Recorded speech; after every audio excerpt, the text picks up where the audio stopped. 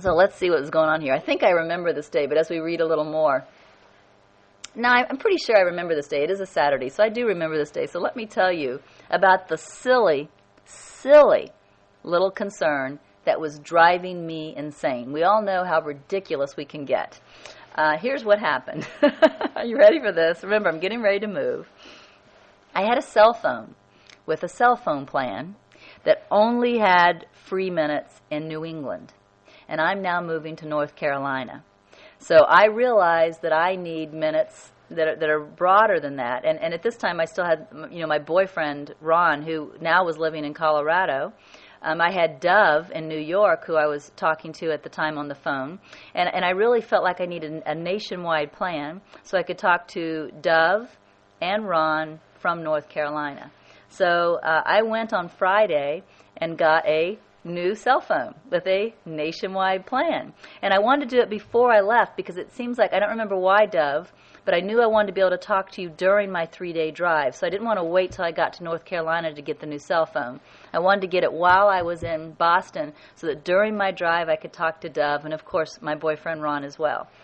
So on Friday, June 24th, I went and got the cell phone. I was very happy. On Saturday, June 25th, I suddenly woke up and thought, oh my God, I have screwed up big time. Big time. The guilt was enormous. Kind of like when I was throwing the trash in the dumpsters. Okay, this is really silly. The guilt was enormous. I had gotten the cell phone in Boston, so the number they gave me was a 617 area code, which I thought was fine because I had a nationwide plan for calling out. It didn't matter what zip code, what area code I had. But then I realized we were planning to only have a cell phone. And I realized on Saturday morning that when we moved to North Carolina, even if our new neighbors from next door called us, it was going to be a long-distance phone call for them because I had a 617 area code. And if they're calling from a normal house phone, it's going to be long distance. And all of a sudden, I started thinking about Jasmine making all these new little friends. And these new little friends calling on the phone and talking to her, and there's the parents unknowingly getting these long-distance phone bills and being very angry. The guilt. Oh, the guilt. And I had just signed a 2-year contract with this new number. I really thought I screwed up. So what we were doing on this day, on Saturday, June 25th, we were going to the amusement park with a friend of Jasmine's and a mother. So we're walking around the amusement park, and I'm trying to have fun, but I keep worrying about the fact that I got the 617 area code on my new cell phone. And all these people in my future are going to have these long-distance phone bills. And I couldn't let go of it. I was so upset. And in fact, I remember I even worked myself into a migraine that day. So here we go. This is the conversation that I had with Holy Spirit. Why is it so hard to let go of thoughts of concern? What can you share with me regarding why it sometimes seems so difficult to let go of little thoughts of concern? And Holy Spirit says, because you feel responsible. Because you think you are the one. You, this separated little self. You think that is all you have and that it is responsible for everything. And yet you see this self as limited and unable to control all that you are responsible for. So you feel guilty. And that was very, very true. I was not at all yet at this point seeing me as a oneness. I was not at all at this point seeing us as a flow and realizing that answers can appear from anywhere at any time. I, Regina, was responsible. And now I, Regina, had created this big problem with all these people I hadn't even met yet having long-distance phone bills for the next 2 years, right? And I can't control that, and I'm feeling very, very guilty. And so then I said, this is about metaphysics, isn't it? That's something that I don't have an actual memory of. I'm starting to feel like a victim now. Like all this guilt stuff and all the stuff you teach me is really about metaphysics, and I don't remember being the Son of God. All I remember is being Regina. So this is about metaphysics, isn't it? That's something that I don't have an actual memory of. Since I don't remember the mistake, and its effects seem to come up first in many situations, my belief in my guilt, my belief that I'm an independent self, well, I feel like I'm in a trap that I can't get myself out of. How does it all change? How do I get to thinking with you consistently? How do I take back that original mistaken thought when it doesn't even seem like I had that thought? I'm sure many of you all have felt this way too. Victim of metaphysics. Victim of the story of the tiny mad idea. Holy Spirit continues. If I can scroll down, my computer wants to sit here for a second. Okay, here we go. Believe in yourself with a capital S. Look for me. I am you, and I am always here, always available to you in every situation. Ask. You don't always ask. You feel guilty for having a thought with the ego, and you try to do something about it yourself without asking me for help. And this is true. This is true. I would try and on my own, with the thinking mind, figure my way out of the guilt. You cannot get yourself out of this situation of mind. Notice up above in the question, you can tell that I'm still thinking that and by this I mean the thinking mind, the personality can fix this.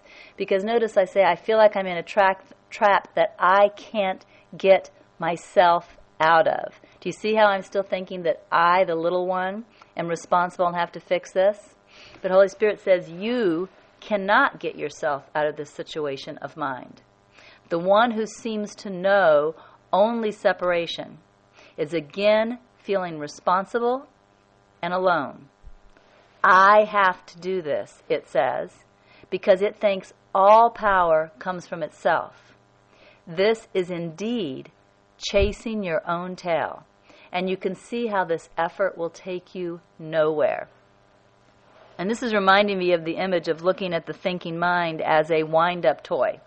The thinking mind, the efforting mind, the mind that thinks it's a separate personality and that it has to figure things out, that really is the ego.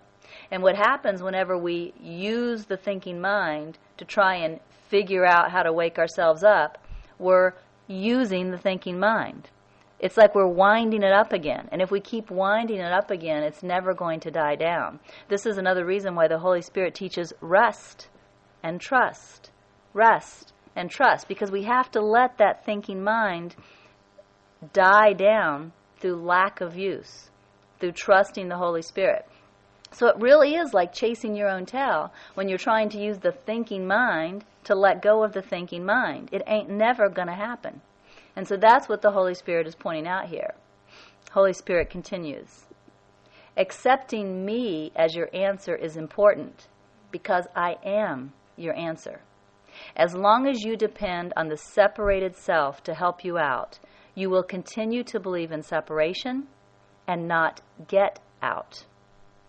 It's chasing your own tail, you see? But when you let go and let me, you are accepting the answer. I will answer with miracles, and the little self will be witness to these miracles. It will say, I don't know how it happened. I put no effort into it. And in fact, we had 3 ladies here today for lunch.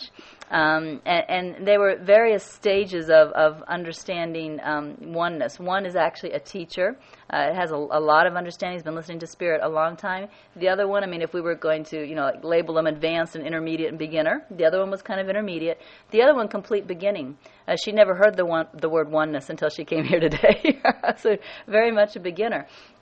But I found myself telling several of these stories of miracles that have happened and saying, this just happened. I didn't do anything. It just happened. And sure enough, that's the little self witnessing the Holy Spirit in the life. So Holy Spirit says again, when you let go and let me, you are accepting the answer. I will answer with miracles, and the little self will be witness to these miracles. It will say, I don't know how it happened. I put no effort into it. And that is the beginning of recognizing there is a power beyond the seeming separated self. And so that self cannot be all there is. And so it need not be fully responsible. And then you trust more.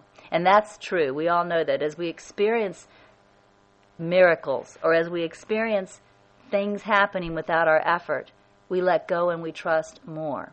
And so more comes to us. It's like a snowball effect. So that's why they say surrender is a stepped process. As you surrender a little more, reap the benefits, you're willing to surrender even more.